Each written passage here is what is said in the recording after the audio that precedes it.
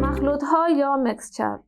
مخلوط‌ها از یکجا شدن دو و یا چند ماده مختلف تشکیل می شود که اجزای تشکیل دهنده آنها خواص کیمیاییشان را حفظ نموده، اما خواص فیزیکی مواد می توانند تغییر کنند. به طور مثال مخلوطی از میوه‌های خشک را در نظر می گیریم. اگر بخواهیم هر یک میوه خشک را جدا کنیم، هیچ تغییری در آن دیده نمی شود.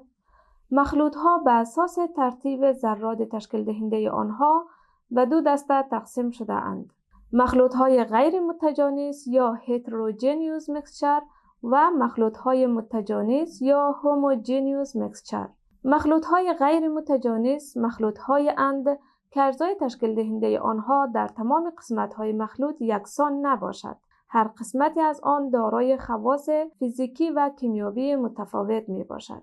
در این صورت اجزای آن به راحتی قابل تفکیک بوده و همچنین در بعضی از این نوع مخلوط ذرات آن به شکل لایه و طبقه از همدیگر جدا می باشند. به طور مثال مخلوط ریگ در آب نوعی از مخلوط غیر متجانس می باشد و یا مخلوط آرد در آب. مخلوط‌های متجانس مخلوط‌های اند که اجزای تشکیل دهنده آنها در تمام قسمت‌های مخلوط یکسان باشد، یعنی تمام قسمت‌های آن دارای عین خواص کیمیایی و فیزیکی بوده و یک فاز را تشکیل می‌دهد. این نوع مخلوط‌ها را به نام محلول یا سولوشن هم گویند.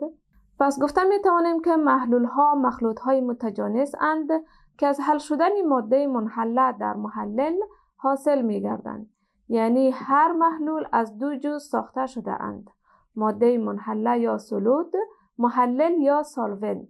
ماده منحله به بخش از محلول گفته می شود که در محلل حل می گردد.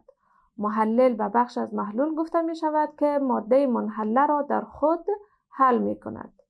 به طور مثال محلول بوره در آب، محلول نمک در آب و غیره.